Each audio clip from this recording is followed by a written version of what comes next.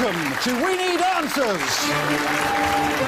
Please welcome your host, Mr. Mark Watson.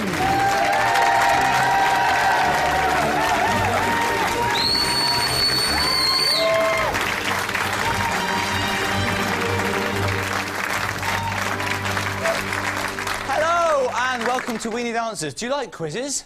Yes. Well, you'll like this because it is one.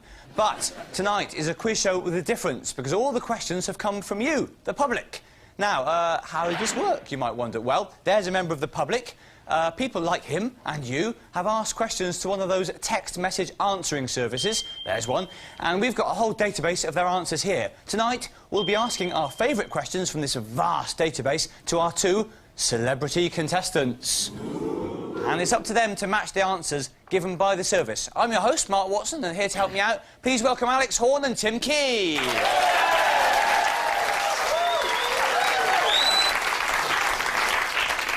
First of all, Alex. Alex is our in-house expert. Alex, can you tell us a bit about what your expert job will consist of this evening? Yes, I am an in-house expert, and I've got control of all the graphics and the sound here, which is unusual for a TV show, but it does mean I can put some quite unique graphics on. For example, if we look there, that's a photo that I've actually taken of myself. It's hard to normally take a picture of other people. I've turned the camera back on myself, and I can add colour to that with sound. So we're imagining now an urban situation, and then maybe a bomb, and devastation, and hence fear. Yes, that's what you can expect from Alex. You can see why Alex is employed, and as for Tim Key, well, Tim is our question master. Tim, can you give us a sort of sample of what you'll be doing this evening? Yep.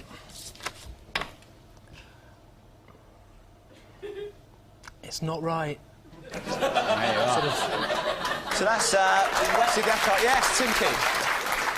Now, each week's show is themed, and this week our special theme is motoring. Again, Alex, can you just explain about the weekly theme? The weekly theme? Well, years, as you all know, were made up of 365 days, a lot of days, so people tend to group them together into day blocks. Monday, Tuesday, Wednesday, Thursday, Friday, Saturday, and then Sunday, traditionally the roof of the week.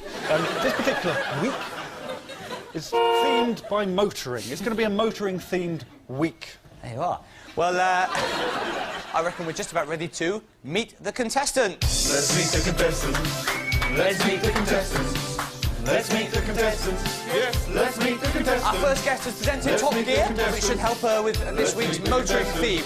More recently, she has presented Watchdog and Wainwright's Walks. It is, of course, Julia Bradbury.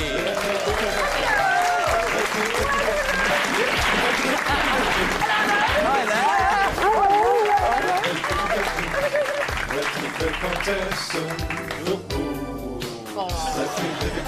Our second contestant couldn't be a more startling contrast from Bradbury. Bradbury's never been Crichton in Red Dwarf. This mystery man has.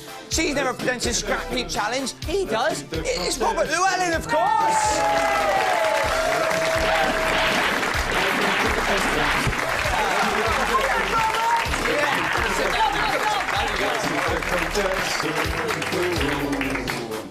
We've met the contestants. It's time now to run through the scoring. Quite simply, for a right answer you get 2 points. Nothing for a wrong answer. But 1 point if you get it quite right, which means it sort of is quite right. OK, contestants, you ready? Yes. Tim, are you ready? Yes. The first round is called Burning Issues and Fiddly Questions. Let's play We Need Answers.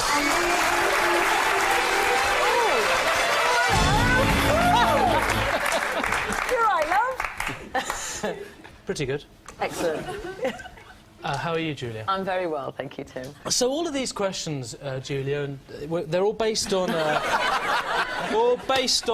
questions that the members of the public have asked. Some of the questions will be based on the theme of the week, motoring. Right. This one's based on bananas. But of course. Of course. Yeah. Question number 1. How much DNA do humans share with a common banana? I mean, I'm not completely sure, not being a scientist or a biologist by trade. Or a greengrocer. Or a greengrocer. But I'd say none. Controversial? Not controversial. Wrong. Oh. A human and an ordinary banana share 50% common DNA. No. Who knew that? Well, I know one person who didn't know it, Julia. So just to recap, each one of us is halfway to being an actual banana. And some of us are all the way there.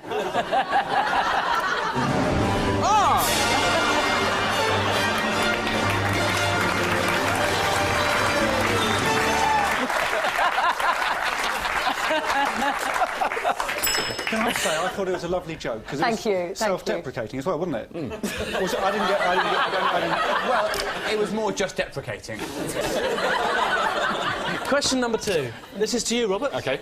What animal produces its own suntan lotion? Could it possibly be some creature? I wonder if it's some sort of fish. Bearing in mind, of course, this has been texted in from a member of the public who's interested to know which animal produces its own suntan lotion. Rightly so, it's worth knowing. There's the clock! Under pressure. I'll go for a worm. It's not a worm, and it cannot be handed over.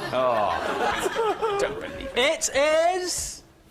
hippos. Hippos that produce their own natural sunscreen in the form of a sticky reddish sweat, which is a form of hippocyderic. But unlike humans, they have not yet worked out how to sell it. Righty-ho, this is to you, Julia. How many This is based on our theme of the week, Julia. Motoring. Motoring, OK. Motoring, there we go. How many individual parts are there to the average car? Lord. Tough one. Remember, no points have changed hands at all so far, so this could be important. One way of doing it is to think wheels, and then that's 4, and then build on that. 37. 37. Not including wheel nuts and individual engine parts. You might as well include them. 2,500? Julia, love you to pieces. Gonna have to hand it over. Tim, can you just clarify when you can hand questions over and when you can't? Yes. Yes, I will Can you clarify sometimes hand questions over. Thank you. It's important to have rules. It's a question. Robert. Yes, sorry. Robert. I'm going to go for 6,500. Oh. But I'm thinking there's probably more than we imagine. I'm going to give you half marks. Oh! Quite right. Quite right. Yes. Well, that's based on the fact that the figure was wrong, but you're right, it was more than we'd imagined. Right. It's over 10,000 parts. 10,000. What? No! Too many 10,000 parts! Oh. Robert. Yes. If you boil a condom in milk, will it fit over a Mini? I think the answer is no. It won't. And can you tell me why you think it won't? Is it, for example, to do with the size of the Mini compared to the size of the condom? Yes. Yes, he's right! Mini's too big. Even if you boil a condom in milk, it will not fit over a Mini. The best form of Mini contraception? Park it away from other Minis. Not an unreasonable question, if you don't mind me. Things do change their consistency if you soak them in things. For example, I've got an egg here, and if you soak an egg in vinegar, the egg becomes bouncy. So we'll do that as a sort of experiment, an ongoing experiment. How long does it... It takes 48 hours. So I've got the... So 40 hours, we'll have to hope that that is a particularly speedy egg. It's about 2 days to go. So... Julia, this next question is a sad question. It's a sad question. It's a sad question, sad question. It's a really, really, really, really, really, really sad question. Is it possible to die from a broken heart? This has been texted in by someone who is broken-hearted and feels it will kill them. Is right. Scientists believe that it is possible to die of a broken heart, don't they? Elephants do die of broken hearts, and human beings do too. Sometimes partners that have been married for a very long time, if the wife passes away or the husband passes away, sometimes very shortly after the other one does. So yes, I think it is. Sorry, does that mean they're going to die? It does mean that our viewer will die, yes. It also means that you're a clever old cat. It's 2 points! Yeah! A broken heart can unleash a flood of stress hormones that can stun the heart, causing sudden life-threatening heart spasms in healthy people. Oh. Julia, I thought that was such a good answer. I'm going to give you a spot prize. And, thank you, Alex. Well, I've taken the liberty of... What I've done, I've put you on my car insurance for a week. Oh, fantastic. Where's the car? It's a family car. It's a week in October, which it can be stormy, if you remember the storm in '87. That would be fantastic. Thank you. Well that is the end of the round.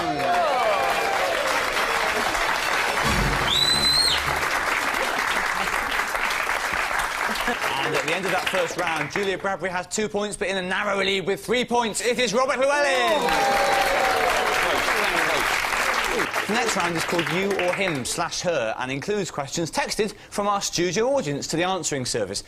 So these questions are all about our contestants. This is a bit of a chance to get to know our contestants a bit better. Robert. Have you got a dream car, Robert? Do you have a particular car that's your dream car? I do. Yes. OK. And that was a bit of car banter. Yeah. That's What is it? It's called a Tesla. It's a very fast electric sports car, and it doesn't use any petrol. Good. It doesn't use any petrol? It doesn't use any petrol. Not a proper car. It's very, very fast. Julia, speaking of dream cars, you've got a Porsche, haven't you? Yeah. I'm not going to take it. That's sort of the height of cars for you, the old Porsche. Oh, it's all very subjective and objective, isn't it? It depends. It's subjective and objective. Yeah, right. I suppose. Well, you're right, because there's objectivity in that there are car magazines which say this is a good car. Exactly. But there's and then also there's your own personal there's also choice. your own yes, exactly. Yeah, But as far as you're concerned, it's the best car. My first car was a Beetle, and I've always loved that shape. And the Porsche is just like a Beetle. It's like a little bubble, and the engine's in the back, and it goes quite fast. There's a lot of talk about how fast these cars are, but in fact, the law prohibits you from going beyond. In this country, yes, it does. In this country, and the BBC doesn't approve going to other countries. No. She is Julia Bradbury. She is often on TV. Things like Top Gear, Watchdog, or Wish You Were Here, and GMTV. Oh, yeah.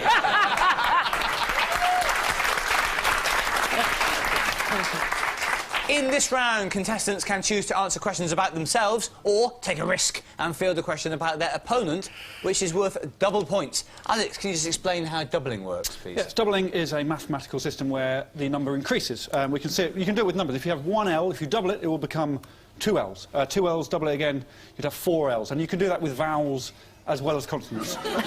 So one E would become two E's. U's different. U actually becomes a consonant. U will become a W. And that's the same with any letter. So there we go. And that's Llewellyn. It's good. Letter bit of fun. magic Letter there. fun. Well, now you know what doubling means. I think we're just about ready to play. You or him/her. Let's play We Need Answers.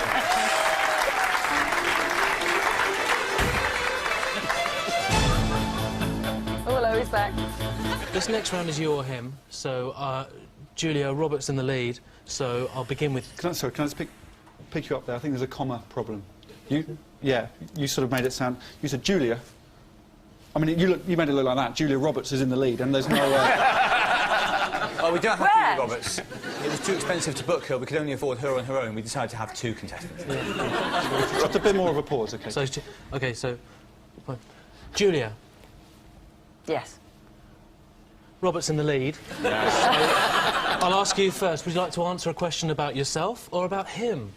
Well, I need to gain some points, so Yes. I'll go for Robert. There she goes. Risky tactics. Double points at stake here. OK. Obviously, the budgets went up as time went on. But is it true that the 9th series of Red Dwarf was filmed in space? Do you mean in a space, or do you mean in real outer space? Was it filmed in space, or was it filmed in the opposite of space? Shepperton. Shepperton, you nutter. It's right! Yes! 4 points! She went away, she got a challenging question, and she came up trumps. Robert. Yes. My dear old friend, would you like to answer a question about you, or about him, or in this case, Julia? I've got to answer one about Julia, because otherwise that just wouldn't be gentlemanly. Of course, why not? OK. Does Julia Bradbury ever partake in role play? Oops. Where her lover has to pretend he runs a crap company and she punishes him for it?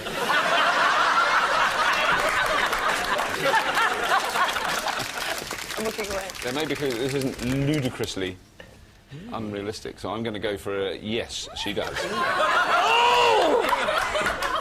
Who gets to answer these? Well... It's a text messaging service that does it, but presumably they've been observing you quite closely. Yeah. Cameras, every room. Yeah. Tim. Julia Bradbury's single and way too wholesome for anything verging on the sadistic. Oh. She might give a lover a mild ticking off for any grumpiness, though. This is true. So no points to Robert and no slur on Julia's wholesome reputation. Julia, you or him? Robert. Ooh, I'm gonna go safe now. I'll go me. OK, so, does Julia Bradbury ever feel like saying, oh, just get on with it, to the petty claimants who infest Watchdog?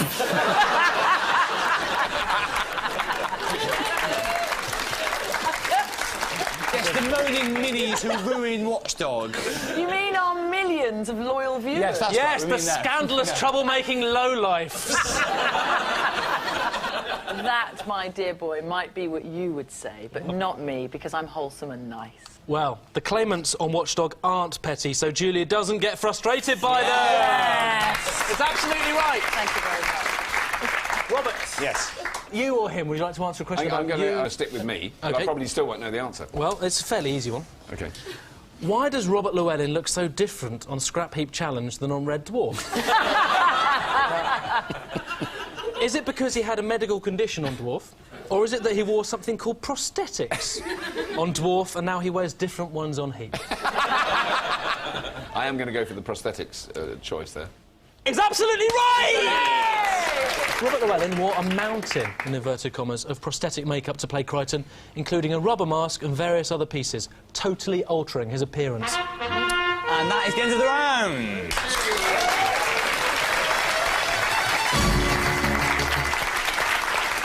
And at the end of that round, Robert Llewellyn has 5 points. But forging ahead with 8 points now, Julia Bradbury.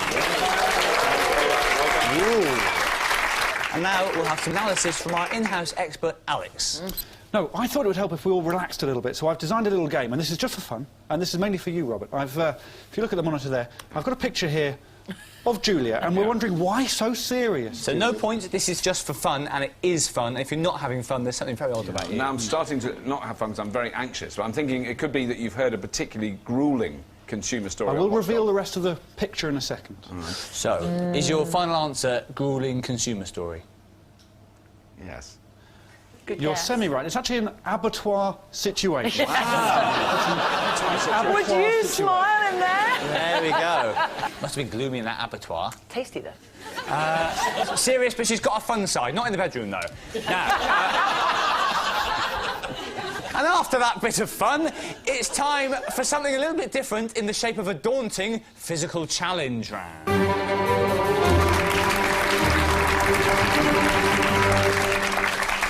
Now, in this round, contestants will be set a physical challenge based on a question which someone has texted in. Alex, can we have this week's question, please? Yes. Who, out of men and women, can hold or clasp more medium free-range eggs in one hand? Strange thing for someone to text in, but they have. And quite simply, the points will go to whichever contestant, the man or the woman, can hold stroke clasp the more eggs in one hand. So let's play We Need Answers Physical Challenge.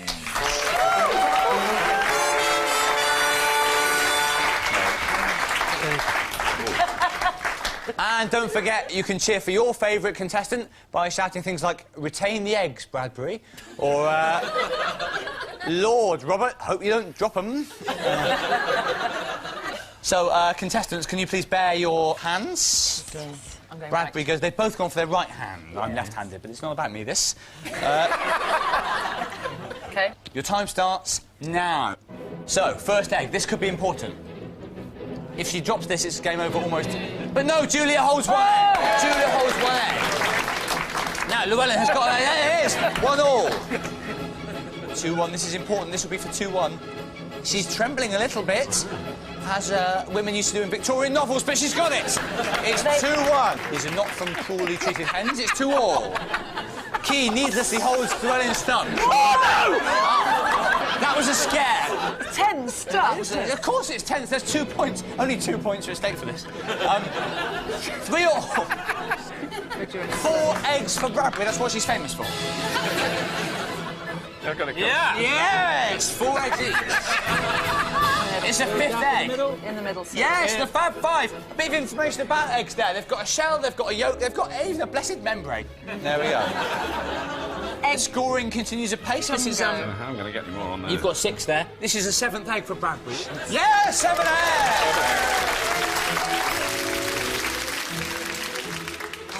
Hold on. This is an 8th egg for What's Bradbury. key spotted? No! 4 14s. That means that Bradbury has dropped her egg, but just like a penalty shootout, it's not over until he has held 1 more egg. This is the decisive egg. Can Llewellyn hold the egg? Yeah, look there. It's gonna... Oh, mess it up. Of course he can hold the egg. He's brighter! It's a victory for Llewellyn. It's a victory for Nan, us. It's 2 points to Robert Llewellyn, who's won the challenge.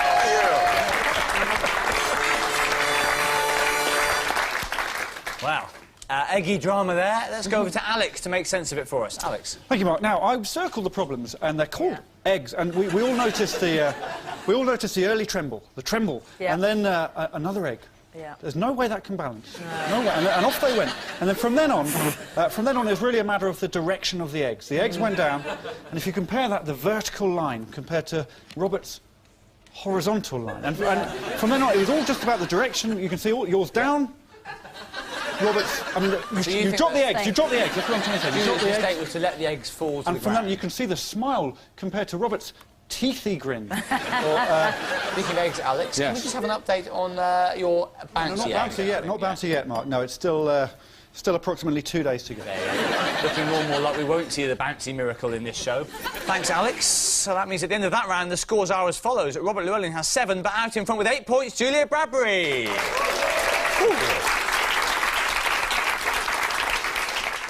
Everything to play for, and it's time now for the final quick-fire round. In this round, it's a case of fingers on buzzers. So can we test the buzzers, please, Julia, first of all? OK. Julia Bradbury. And Robert. Robert Llewellyn from Red Dwarf Fighter. And he was in Scrap Heap Challenge. And he lives in Gloucestershire. I think that might be too long to say. Quite long, isn't it? I can edit it a little bit. OK. In this round, as well as all the other pressure, our contestants are playing against the clock. Time will be up when Julia's face meets Robert's, and also, on top of all this other stress, contestants are playing for double points. Alex, can you just refresh our memories about doubling? No, they're not idiots. OK. So, with everything at stake, for the final time, let's play We Need Answers.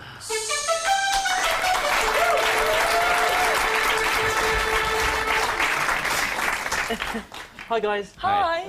This is the quickfire round. Right. Some of these questions will be about the theme, motoring. Well, the first one's about turnips. Are we ready? Yes. Do cows like turnips? Julia Bradbury. Yes. Yes, they do. They're herbivores. How fat do you need to be in order to stop a speeding vehicle? Julia Bradbury. Very fat. It goes across. No,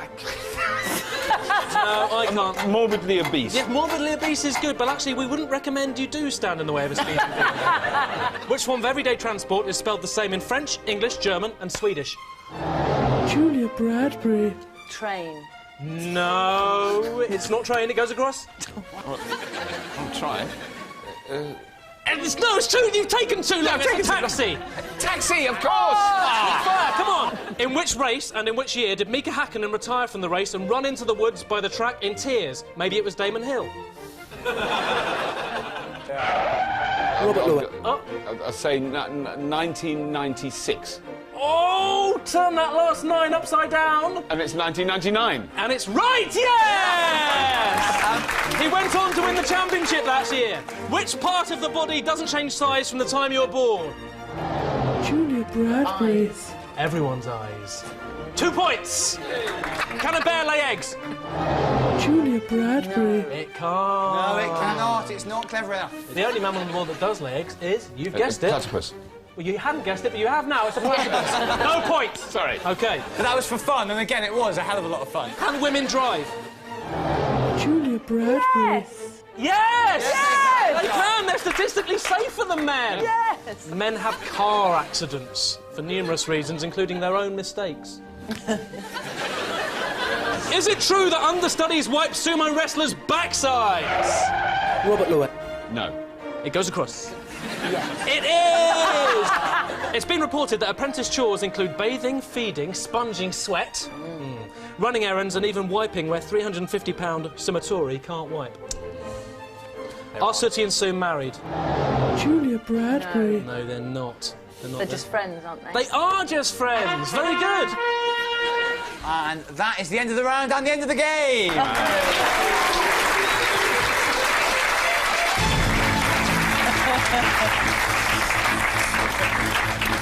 So let's go through the final scores in reverse order. Spine-tingling tension. Alex, can we have a sort of tense, fraught drum roll, please?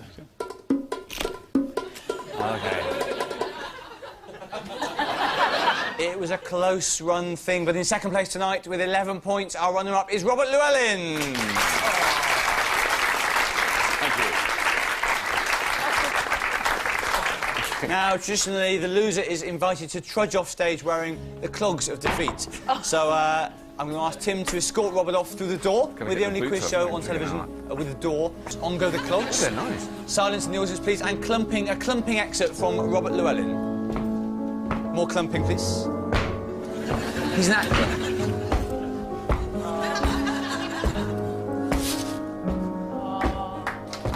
Robert Llewellyn is the runner-up.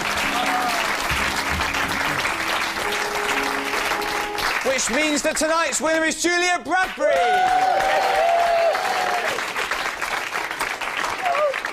It's not quite over yet. Julia, you've got 30 points, which are yours to keep. Thank you. Forever. There they are on a certificate.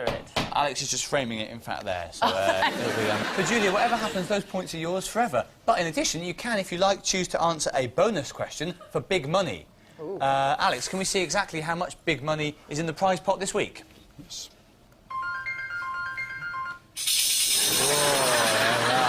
£80. Oh. Don't forget, you do get to keep the points anyway, so this is not the hugest decision. Do I get to keep the certificate as You're well? still... Listen, I can't emphasise enough. Right. That certificate is... In fact, we're going to give it to you now. Oh, OK, That is fine. yours. Right. That is your certificate. OK. And, if you want to influence her, you can maybe try and shout things out like, go on, gamble, gamble, or, alternatively, there's no need for this bit. It sounds like most people want to see her gamble. So let's do it. Yes! Julia Bradbury plays the Big Money Showdown. Do I stand on there? It's a gambling mat. So, Julia, you have chosen to gamble, and there you are, on the gambling mat. Now, you'll be given 30 seconds to answer your questions, so don't rush into anything stupid. Are you ready for your big money question? I am ready. Tim, please offer the envelopes to Julia. There we go. So, Take that one, chosen please. that envelope. Here we go. OK. Are you ready, Julia? I'm ready. Does a dodgem have wheels? Ooh. Take your time. So, think of a dodgem. Think of Yeah, a I'm dodgem. thinking of a dodgem. Does it have wheels, the one you're thinking of? What's underneath that little... The ones that slide all across. Yes, they slide. They but they slide, on but do they wheels. slide on wheels? That's the whole point. Do they? What do we think? That's tension, that's some tension.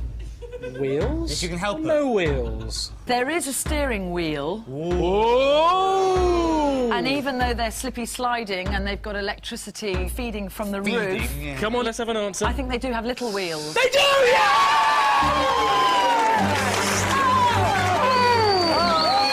Congratulations to Julia Bradbury. She's the winner. She also wins £80. That's all from me. That's it tonight.